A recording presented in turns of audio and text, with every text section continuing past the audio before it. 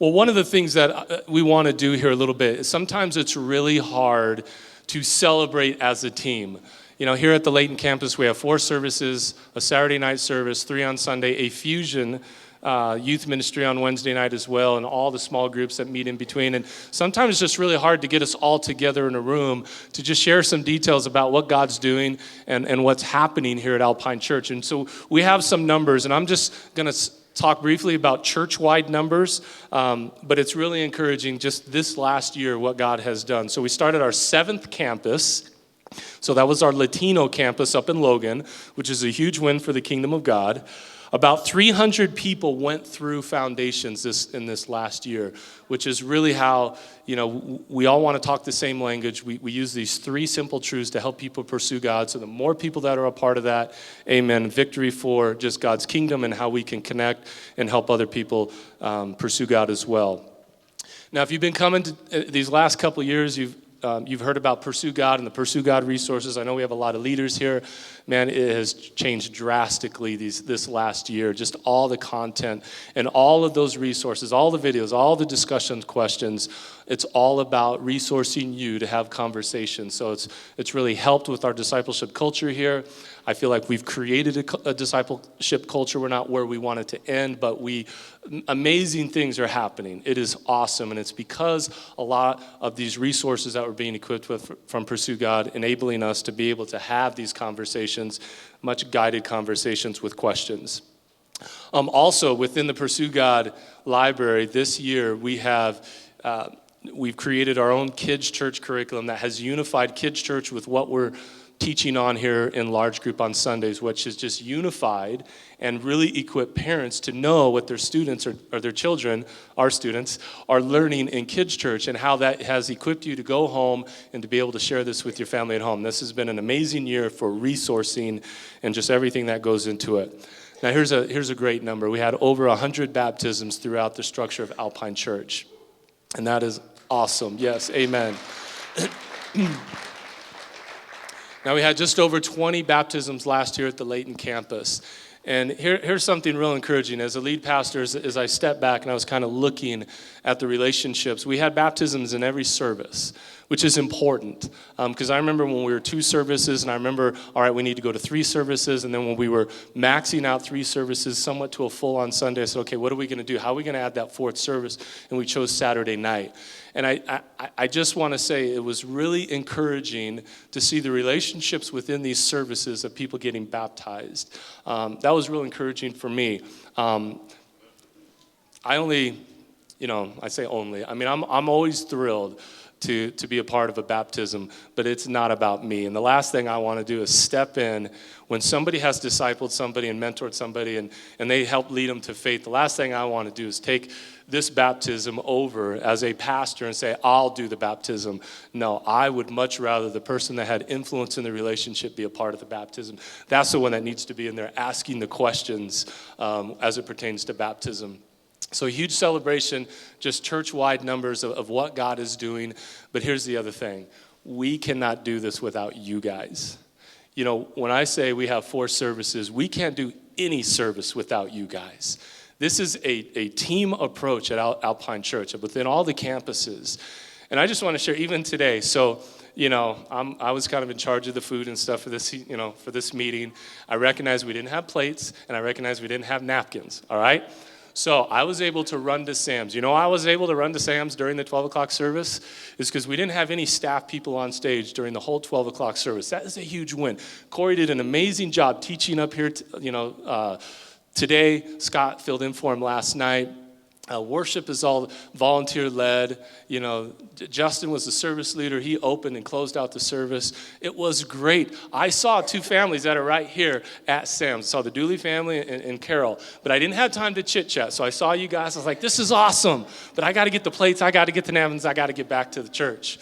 I do feel this unease when I'm away from the campus, but I know everything's going great. That is a reflection on you guys. There wasn't one we had some paid staff here, but there wasn't one paid staff member other than Jordan running Kids Church for several minutes of that 12 o'clock service because of our amazing volunteers that help out each and every week. all the way through the week. We're talking small groups, mentoring, fusion, and what is directly connected to our services on Sunday, of all coming together and helping people pursue God. So a huge celebration of today is your lead pastor standing up here saying, thank you guys for everything that you do, because you guys are amazing. And as we share this exciting news of what's ahead, we have more opportunities for serving. So without you guys, we're lost. We couldn't do what we do. So again, thank you. Well, hey everybody. I'm going to talk about vision. But what I want to do is I want to give you the context for really what we're talking about when we're talking about the vision of all the rest of the stuff. In just a little bit, we're going to share some cool things that are going to be happening here in the next year. But before we do that, I want to just make sure that we put it in the context. And Jared already alluded to this, but I want it to be in the context of what we're shooting for. You know, vision. In fact, today's sermon was about vision, right? Having a vision problem. Jesus was talking about future stress because you're focused on the wrong things. And so the Bible says without a vision, the people perish. So what's our vision as a church? Well, it's so connected to our mission. Our mission is to help people pursue God, right? Which is what this is all about. I'll get to that in a second. But our vision then, to keep it real simple, is to see thousands and thousands and thousands of people pursuing God. Does that make sense? If our mission is to help people pursue God, our vision then is to actually see that become a reality. More stories like what you just heard. More of those stories. But here's the thing. This was the revelation we had, and this is why a couple years ago, we started changing I don't know if you noticed this, but we started changing the way we do church. Because I think previously we really thought, okay, well, the way church works is someone gets up here and preaches a great sermon. And by the way, I heard Corey did a great job here today, so good job, Corey. That's a big win. As Jared said, that's a big win to have someone who's not even on staff to be able to come up and just do an awesome job. If you brought visitors, they probably had no idea that he wasn't a pastor and wasn't on. That's great. That's part of our vision. And I'll explain that in a second. But what we realize is it doesn't matter how good of a job Corey does, or Scott or Steve or anyone who's up here preaching. At the end of the day, a sermon isn't what's going to help someone pursue God by itself. A sermon just doesn't do it by itself. It took us years to learn this. The way someone is helped, and I think you hear this all the time, but this is a vision meeting, so I want to make sure you hear it again. The way someone is helped, just really hear this, is by a mentor. That's how someone is helped. Now, your mentor might be your parents. Parents are mentors for their kids. But that's the way a kid is going to pursue God. If parents came and just dropped your kids off to kids' church every week, I don't care if you came every week, week in, week out, it wouldn't be enough to help those kids actually continue to pursue God once they went to college. It just isn't. Parents, you have an important responsibility to mentor your kids. If you brought, Jody, you heard, was that her name, Jody? You heard her story, and if you go back and listen to her story, there were people, she mentioned sermons, she mentioned Alpine Church, but if you know her story, it was the people who walked with her. That's who it was. Because the sermon can be great, but 30 minutes of one person talking at a bunch of people is completely different than Jody sitting down with her mentor or with her small group later in the week and processing it and learning it and understanding how to apply it to her life. And that's how she got to the place where she came to faith. Again, I'm not trying. Don't misunderstand what I'm saying. Sometimes when I talk like this, people misunderstand. They think I'm talking myself out of a job. I don't want you to fire the preachers. I think we have a job. Please keep paying us. But what we realized is really the way our vision is accomplished, which is to see the mission happening with thousands of people in the years coming down the road, and not just here in Layton, but in all of our campuses, and as we continue to extend our reach as a church. I just preached in Brigham City today to a packed house. It was great. That's all part of the vision, is getting more people in more locations to go full circle. Because this is how it's going to happen. When we started connecting the dots and realizing that as hard as we were trying to make it, it's all so simple, and that's why we took Foundations from a 12-week series to a 10 weeks. I think it might have been 30 weeks at one point. I don't even remember. but down to a 3-week series. And the whole reason is because we realize if we can simplify it so that my kids know when the mission is accomplished in their life.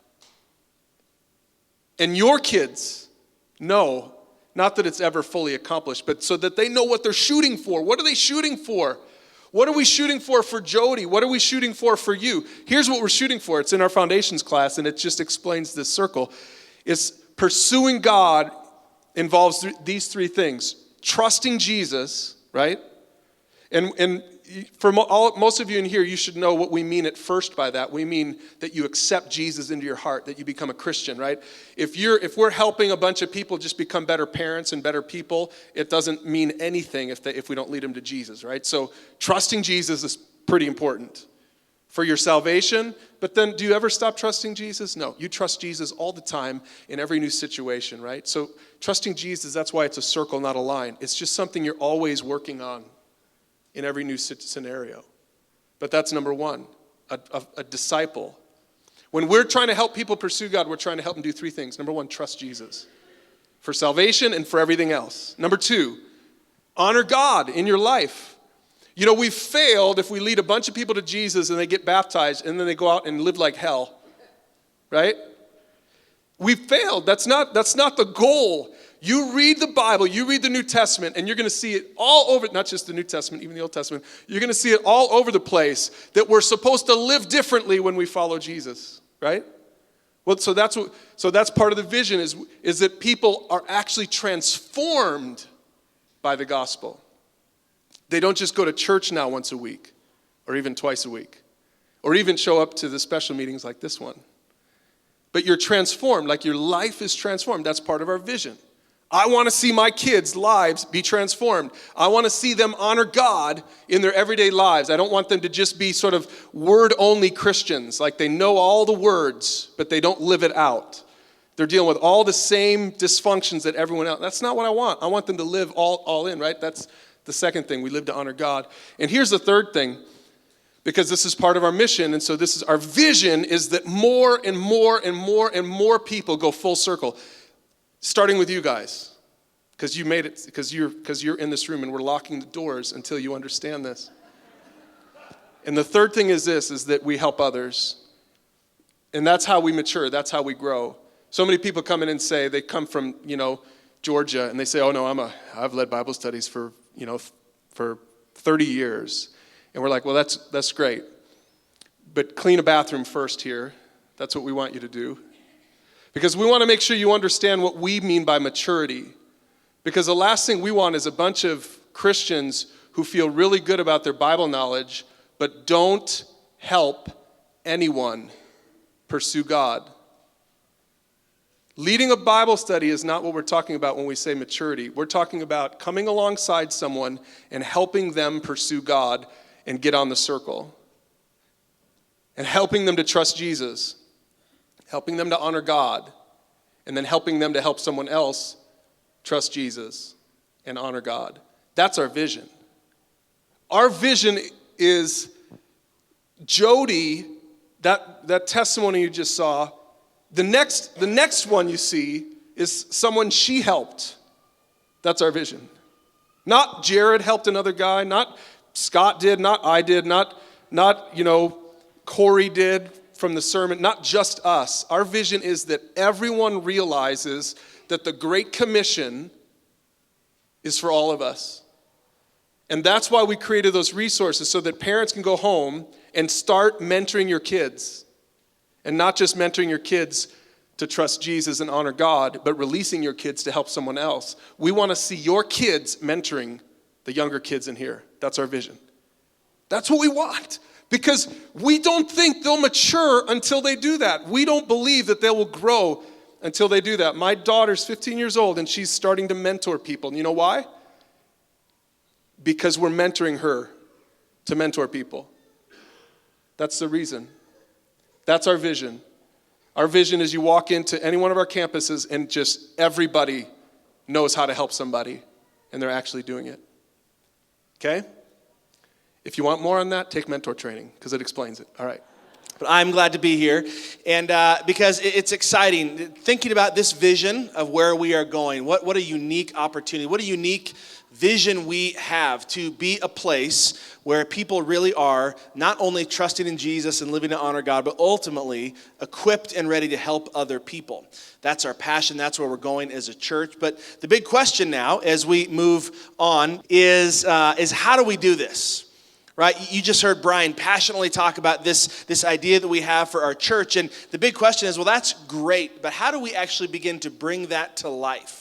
How do we move from where we are today to actually becoming that kind of a church? That's our goal. And what we want to talk about is how we as church leaders are trying to equip you to bring that vision to life. I think that's a really important thing to understand.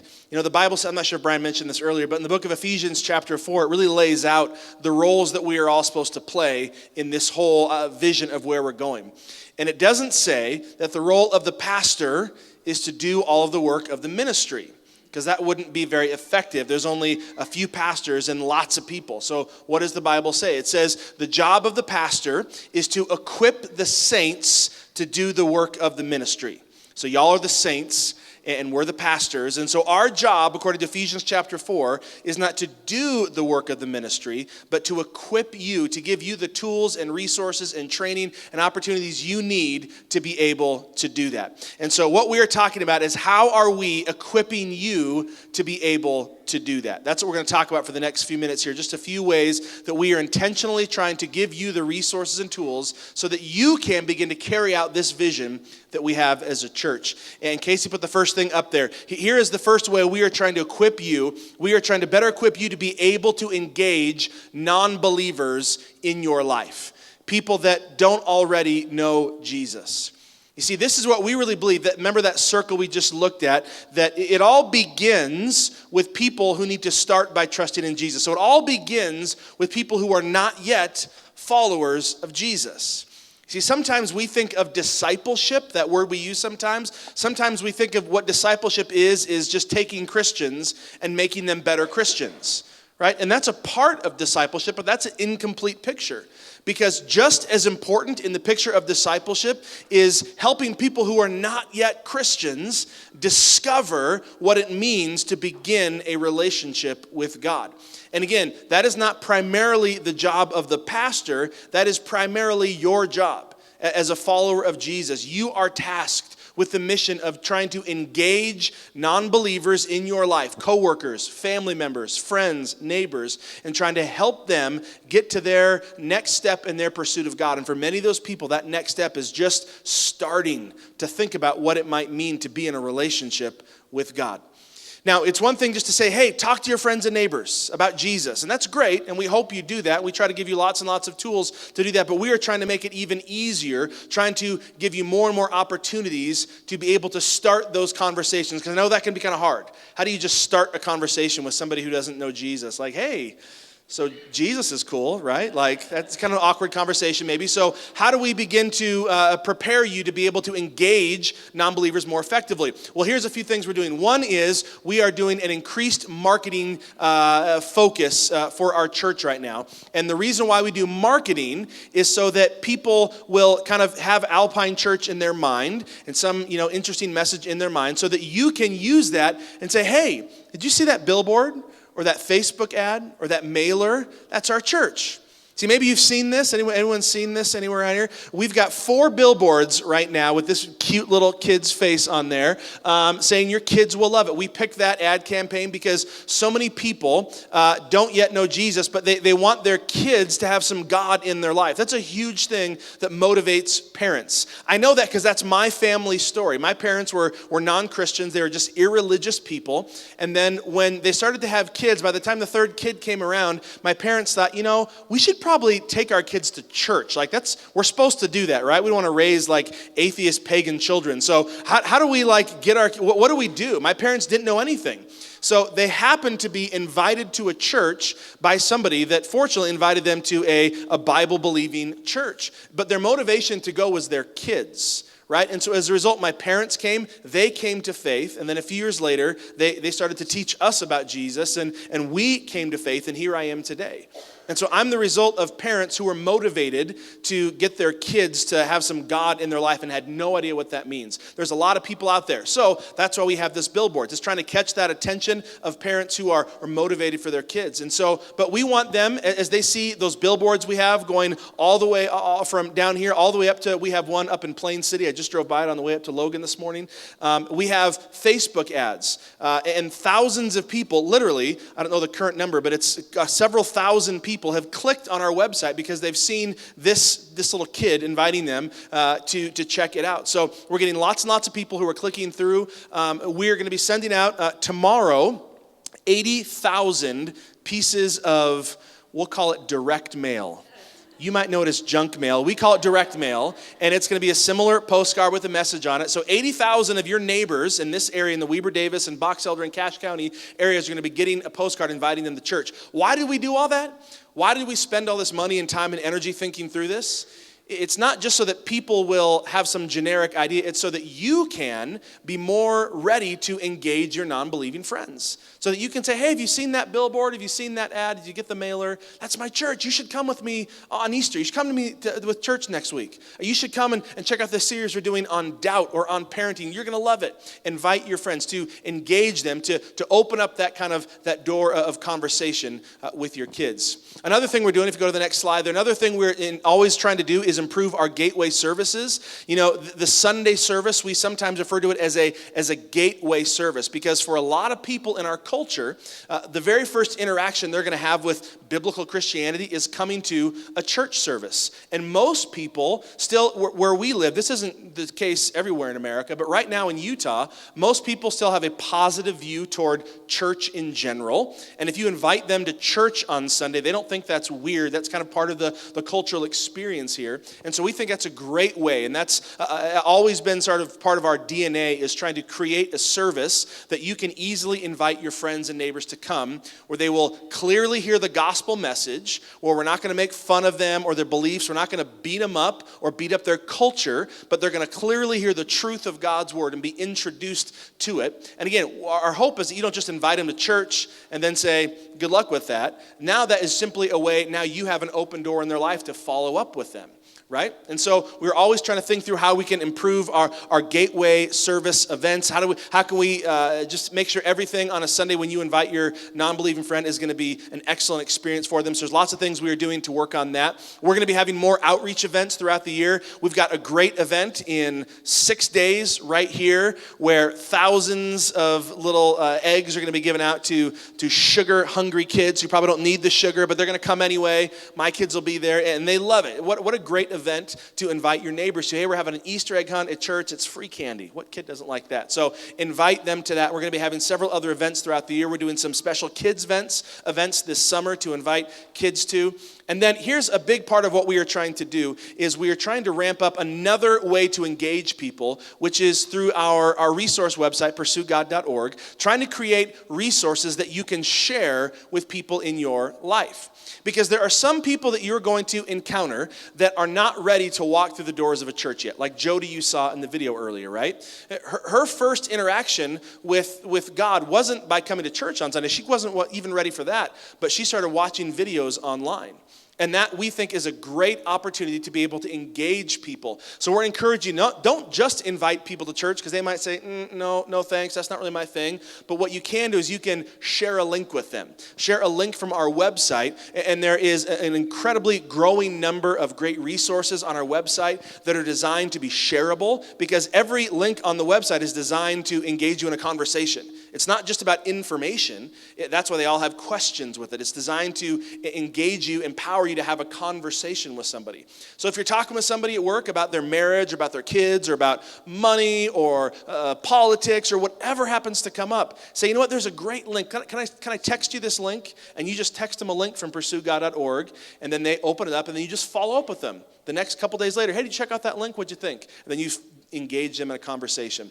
And many of those links are in fact designed specifically to engage people who are wrestling with their beliefs about God, who are, maybe you might call them skeptics, or they're just trying to, I'm not sure if I even really believe in God. So there's some great resources there designed to help you to do that. So again, the point of all these is so that you can engage non-believers in your life, inviting them to church, taking advantage of the marketing resources, sharing a link with them. All of that is not just something the church is doing, but it's about you being equipped and enabled and engaged to be able to reach out to these people in your life. And so I want to end just by showing you a quick example of one of those videos that Brian made. And it's a great video that you could just send to somebody who's struggling with faith. Maybe they're not quite sure what they believe about God. Here's a great little example of the types of videos that you can send out to somebody. So we're going to watch this now.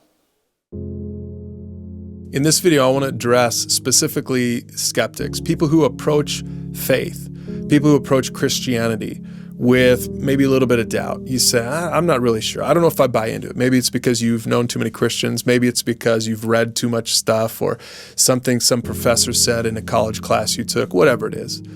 You're a skeptic toward faith. You're a skeptic toward Christianity. Now, I think there are a lot of great reasons to believe, but in my mind, there are two major reasons you should consider giving up your skepticism. Now, it's a process. It's a journey. I'm not saying you're going to do that after this video, but the two reasons are real simple. Number one, the first reason to believe is because faith is good. Maybe this has crossed your mind. Maybe you've thought, yeah, you know what, I need to start looking into Christianity because my kids need some religion. My kids need some faith. My kids need some morality. Jesus said it like this: I have come to give people a rich and satisfying life. To me, that's all about the good life. If you're a follower of Jesus, then your marriage will be better. If you're a follower of Jesus, then your parenting will be better. Now, I know some skeptics might say, what are you saying? Are you saying that if I'm not a Christian, then I won't be a good husband or I won't be a good parent? That's not what I'm saying. I'm just saying that if you have the framework, a biblical framework for your marriage, for your parenting, then that is good for you. Consider the fruit of the Spirit. This is from Galatians 5, and it's a part in the Bible where the Apostle Paul is explaining the way we should live once we become a Christian. He says the fruit of the Spirit is love, joy, peace, patience, kindness, goodness, faithfulness, gentleness, self-control. Like, who wouldn't benefit from more of those things in a marriage, in a family, in any relationship, in society in general? So the first reason is because faith is good. But there's a second reason for faith, and I think this is probably even more compelling to the skeptic. Faith is true. Now, I recognize that you might not start from there. If you're a skeptic, you don't start from there. You say, whoa, what do you mean faith is true? But just for a second, grant that if the Bible is true, if God's word is true, then it's really a reason to pursue God, because you should want to pursue the truth. Jesus said this to his followers, and some of them were probably skeptics. He said, "You're truly my disciples if you remain faithful to my teachings, and then you will know the truth, and the truth will set you free."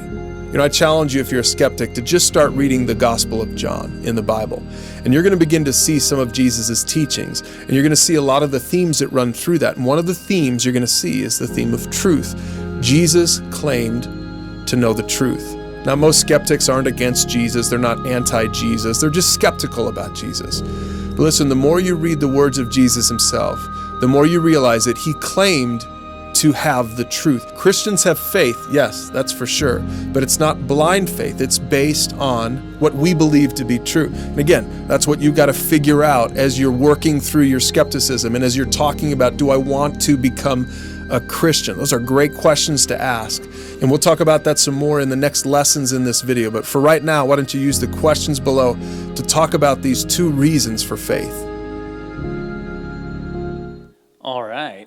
And you can find the rest of that series online right now. So that was I want to click on the next one. I've seen the first video in every one of these meetings, but I've never seen the second one. So I know what I'm going to do this afternoon. Well, it's good to see you all.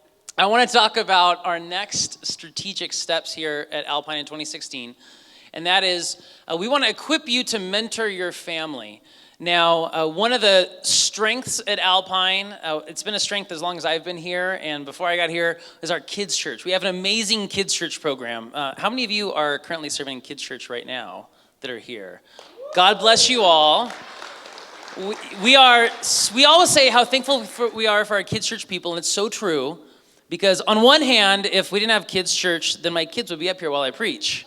And it'd be really cute for one Sunday. But then you would be like, all right, again with the kids on stage. So we thank you for that. But you're not babysitting, right? You really are teaching kids about God. But really our big goal isn't to have great kids' church. Kids' church is just a tool. Our big goal is to see moms and dads mentoring their kids, whether that means because their kids are in kids' church or their kids are fusion age, or even they have grown-up kids. We want to see moms and dads mentoring their kids. And so that's one of our big emphases this year is equipping you all to mentor your kids. That's one of the reasons, that's probably the reason why, I don't know how long ago now, maybe a couple of years ago, we started bringing our kids' church and our fusion series in line with what we're doing here on a Sunday. That's why we kind of created Sermon Link, to link all those three ministries together so that you could come home and you could have a conversation about what we talk about in church. You could have a conversation on your teenagers level about that issue, or on your kids, with your kids, what they learned about at kids' church on that level. And so we've been doing that for a couple of years now, but we know that so many parents, I feel like just about every parent I meet, they really want to mentor their kids, no matter how old their kids are. They really want to play that role, but they don't know how, because most of us, we didn't grow up in homes where mom and dad mentored us. That just wasn't a reality. And so we really have put together our resources to equip you to mentor at home. And I want to show you, before we go on and talk about some real practical steps in this, I want to show you one of our kids' church videos. Maybe it's been a while since you've seen one of our kids' church videos. They just get better every single series. So this is, I believe it's from our current series, I think week 1 in our series. So Casey, you can go ahead and start that. Hey kids, today we're going to start a new series called Don't Flip Out!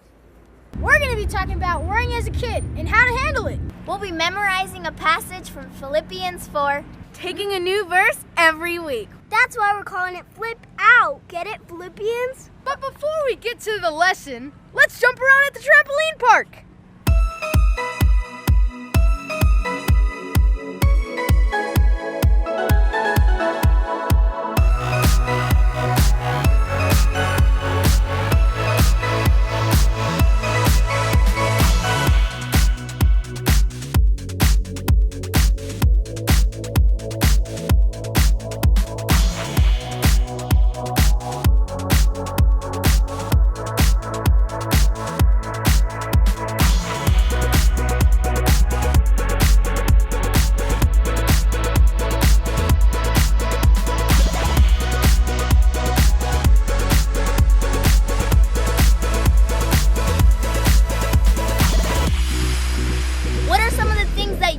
About?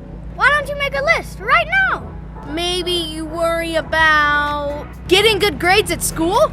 Making the team? Having lots of friends? Doing the double twist McFlip gainer? Wait, what? It's a double twist McFlip gainer, like this. Oh, I can do that. No, AJ, like this. No, you guys both got it right. It's like this. Did you know that the Bible tells us what to do with worry? It's our memory verse today. Don't worry about anything. Instead, pray about everything. Tell God what you need and thank Him for all He has done.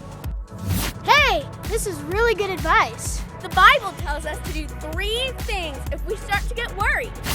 Step number 1, don't worry about it.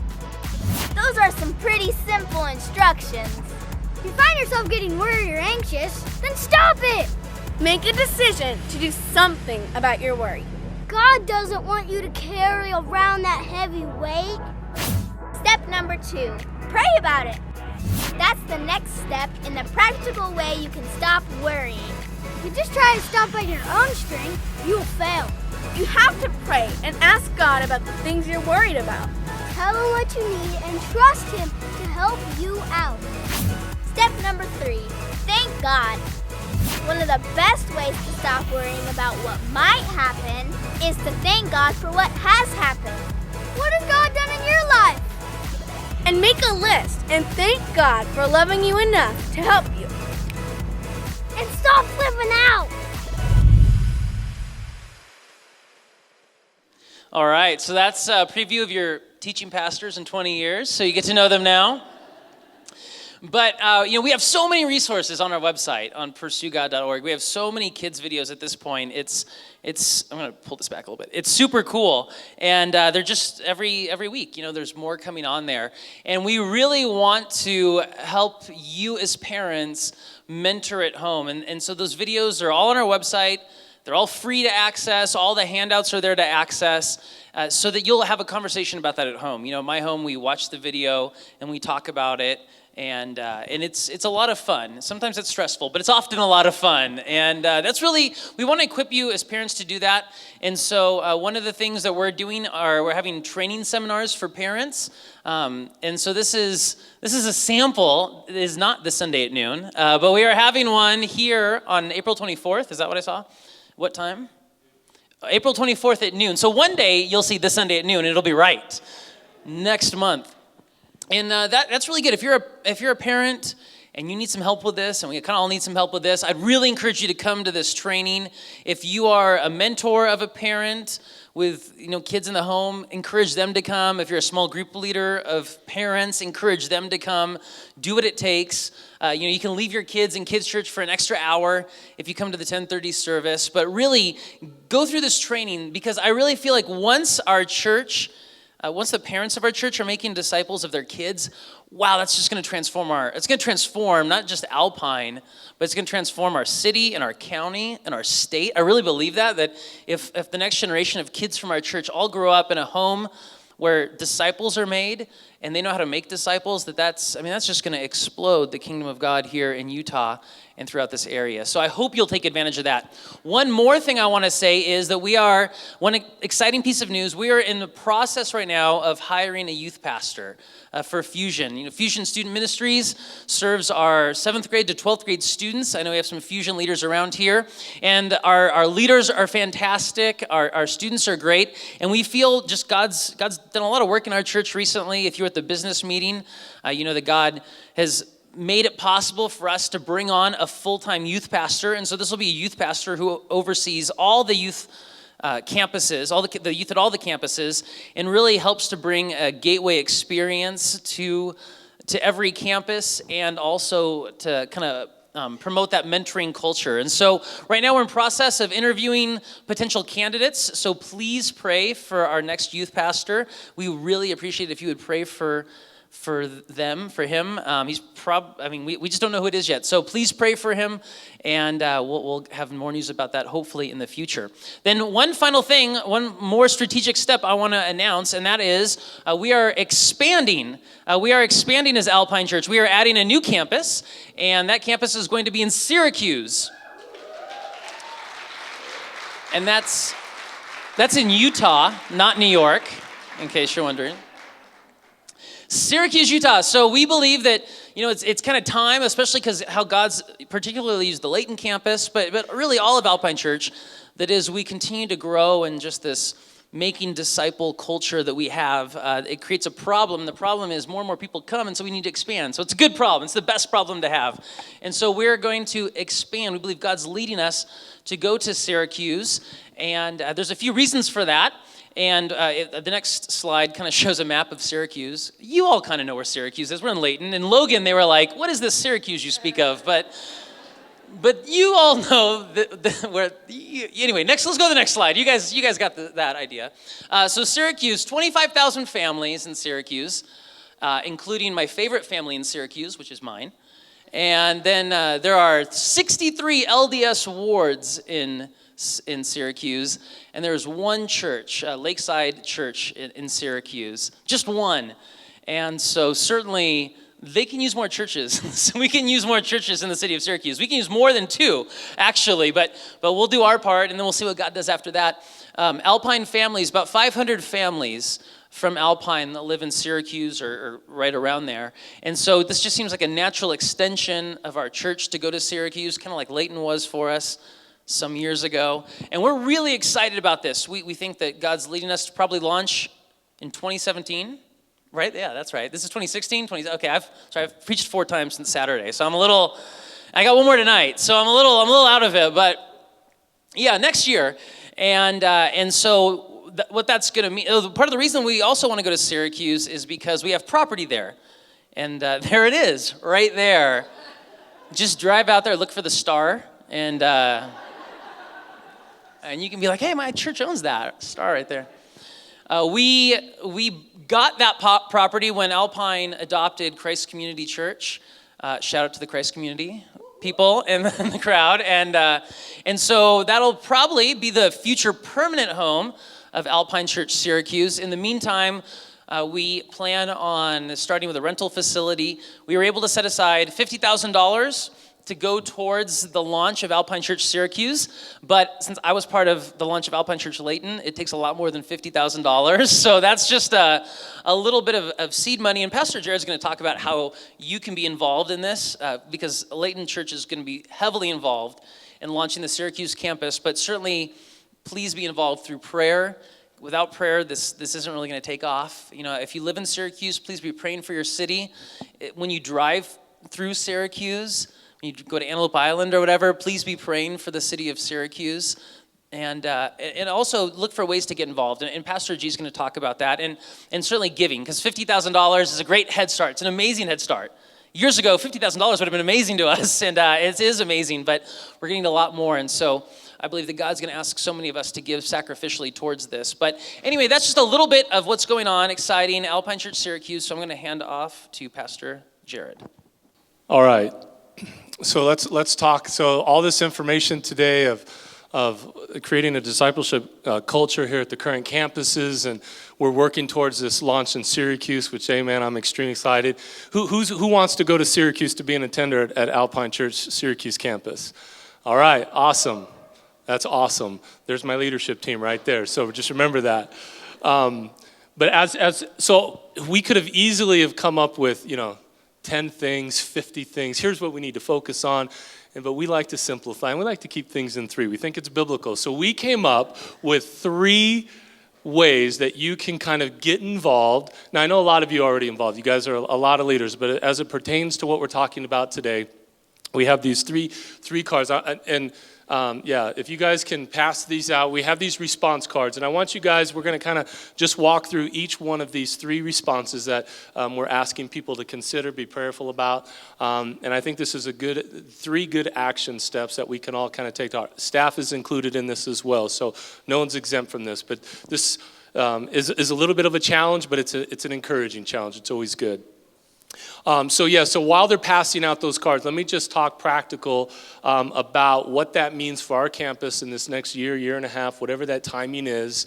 So what we want to be able to do is create every team that's going to be serving at Syracuse even before we launch, and fulfill and make sure that as people are serving here at the Layton campus and they're transitioning to the Syracuse campus, to not have any holes as it pertains to our serving teams here at the campus. So we're going to be sharing a lot more details about that. We'll have opportunities out in the lobby to be able to sign up for both of those. We're going to, it's not a race. We have plenty of time to equip everything that's needed for Syracuse. And so just be aware of that.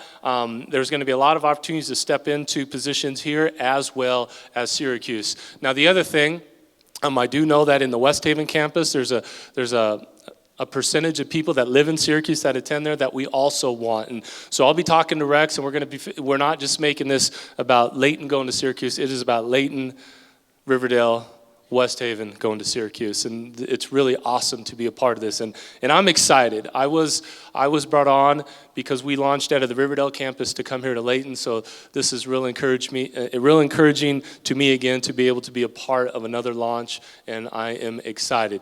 Now, I will share details about all the staffing and that's not for today, but we still have some unknowns, and so it doesn't really to talk about that. We don't really need to talk about that. Let's just celebrate. We're going. God has a plan. He has all the people, and he will reveal that to us in time. All right, so if everyone has a card, let's just walk through these real quick. I commit to going 1, 2, 3 in 2016.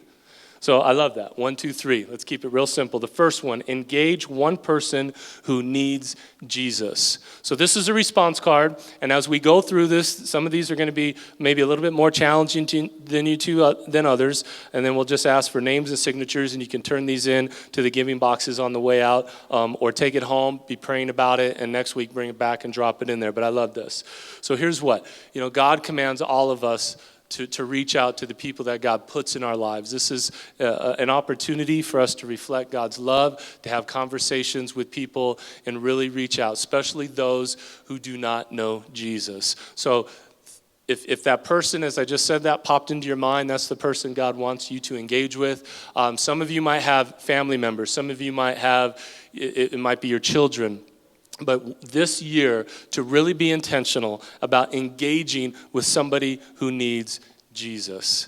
And that's a great opportunity for us to achieve God's mission for us as a church, to do outreach and to really focus on those who need a relationship with Jesus Christ. Now, there's a couple ways that we can do this. One is to invite them to a service. Steve talked about the opportunity for us to have a gateway service so that as everything that we do from the stage, we are trying to point people to Jesus, and that's awesome. There's also events. Why are we doing an Easter egg hunt? Why do we do a harvest party? What are some other things that we're going to be doing this summer? Why do we do these events? This is all about outreach. When you do an event, you can invite somebody to be a part of an event at the campus. Everything that we do here, we recognize if we do an event, it has an impact of possibly inviting them, just the event itself, having them come to a service.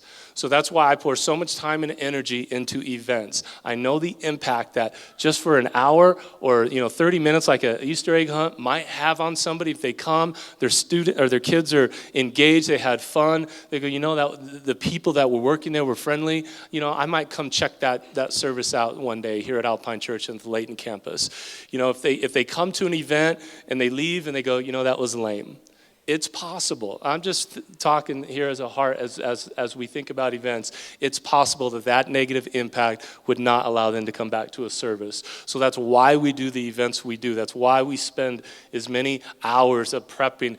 Jordan spent hours painting the photo booth things. We got lumber, cut the holes out just for the photo booth for the Easter egg hunt. We made 8 of these. Why? We want to try to create an environment. It's a lot of work, a lot of hours, a lot of painting, a lot of lumber, but it's awesome if kids come, they're engaged in the event, they might come back as a family. That simple little photo booth, that little egg hunt, the interaction between returning eggs and handing candy could have a huge impact of allowing them to come in and hear about Jesus. And that's how I view every event. Why do I put 40 trees up here with lights at Christmas Eve service? Because it might have an impact because of the season for them to come back next week. We approach events like that. Without you guys, the harvest party doesn't exist. It was incredible this last year, and it's only getting bigger and bigger. So again, that's how we view events. I don't need to really talk about our services. You guys all play a part of that, from the clean team to the coffee team to the worship team to the teaching team to the video team to the sound team, working together to create a great environment. So be thinking about that. Also, maybe service in an event's not an option. Okay, you can still engage with somebody by, we have great resources. So if you know of a topic that you could send them, Pursue God, and that will lead to a conversation that might lead them to a relationship with Jesus, then use the resources to be invitational, to invite them into a conversation. It has a huge impact. Like I said, as parents, maybe the person that came to your mind is, I need to pour more into my children. My children need to know Jesus. Then really be intentional about spending that time, engaging in that relationship, but engaging in a way that brings God's truth, speaking truth and love to your children. All right, the next one. Number 2, increase my giving by 2% of your income. I am just so encouraged that there were families in Riverdale that were giving to the Layton campus many, many years ago. And what I've been able to witness, being a part of the Riverdale campus, developing up a leadership team to come in here to Layton and to see what God is doing here at the Layton campus is so awesome. And it would not have happened if it weren't for those families in the Riverdale campus that gave to the Layton campus, that allowed us to launch out of the Riverdale campus to come do ministry here. And I got to tell you, we got a lot more cities to get to. Syracuse is next, but we have a lot more cities to get to. And amen that we are financially at a place that we've already saved $50,000 for that Syracuse campus. But just think of the financial resources that go into that, of future campuses and duplicating what's happening here. Also think about the resources that we are providing for you to be able to do ministry, to be able to speak truth and love with people. Think of if we raised our income and think of just the added resources that we could bring into our discipleship culture that will just make us more effective as a church. Just like what we're doing with the youth pastor that we're hiring on. That's all because of the giving that's coming in, and we got a lot more work to do. So here's what I want to be sensitive when I say 2% of your income. So if you're here and maybe you're not able, or you're not at that point where you think you're able to give towards Alpine Church, to the kingdom of God here, what we're doing, I just want to challenge you with that. And maybe it's not 2%, but I want to tell you to start somewhere.